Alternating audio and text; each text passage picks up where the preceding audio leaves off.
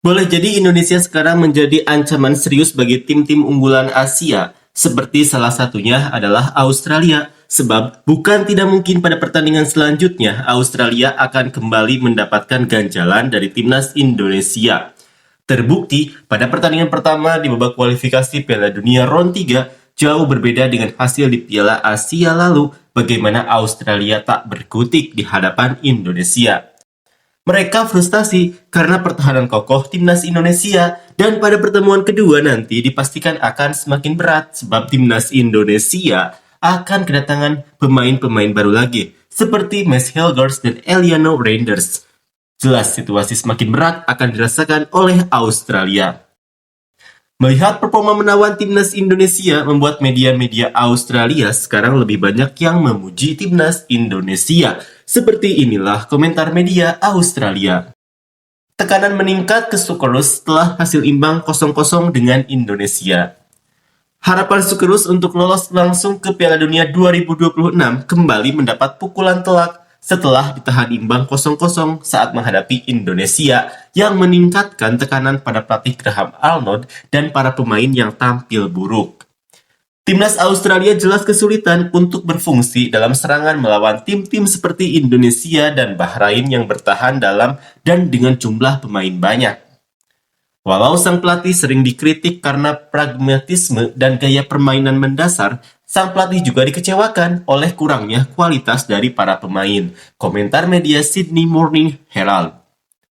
Kritikan serupa juga datang dari The Australian yang menilai bahwa laga ini kembali jadi pukulan bagi ambisi Australia lolos 6 kali beruntun ke Piala Dunia sejak Jerman 2006. Meski mendominasi penguasaan bola dan menciptakan beberapa peluang, Sukerus gagal cetak gol untuk pertandingan kedua secara beruntun. Kiper Indonesia kelahiran Belanda, Marten Paes, melakukan sejumlah penyelamatan untuk menggagalkan peluang tim tamu. Namun Sukerus seharusnya bisa lebih baik lagi dengan peluang yang mereka miliki, komentar media The Australian.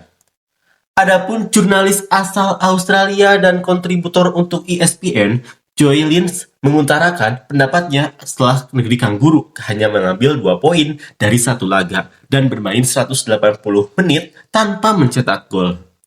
2 laga melawan tim-tim dengan peringkat FIFA terendah di grup kualifikasi ini tanpa membuahkan kemenangan. Indonesia memang sedang naik dan raksasa tertidur, tetapi Australia yang lolos ke babak 16 besar di Piala Dunia terakhir dengan ambisi tinggi dalam tahun-tahun ke depan seharusnya bisa mengalahkan tuan rumah walau di Stadion Gelora Bung Karno yang tidak bersahabat sekalipun, komentar Joy Lynch. Ya, Asia sedang berkembang dan ada tanda-tanda yang semakin jelas bahwa raksasa yang sedang tertidur Indonesia mulai bangkit. Penghargaan harus diberikan kepada yang berhak menerimanya. Namun, tidak harus ada dan seharusnya tidak ada korelasi apapun antara peningkatan ekspektasi terhadap penampilan lawan dan stagnasi atau bahkan penurunan ekspektasi terhadap diri sendiri, komentar media ESPN Australia. Sementara The Sydney Morning Herald menyebut kualitas timnas Indonesia tidak seperti peringkat mereka sekarang ini. Indonesia adalah tim yang bagus yang menentang peringkat FIFA mereka, namun hal itu terdengar seperti alasan bagi Australia yang berada di peringkat ke-24 yang berhasil mencapai babak 16 besar di Piala Dunia terakhir dan meninggalkan Qatar pada bulan Desember 2022 dengan tujuan untuk maju lebih jauh 4 tahun kemudian. Komentar media The Sydney Morning Herald.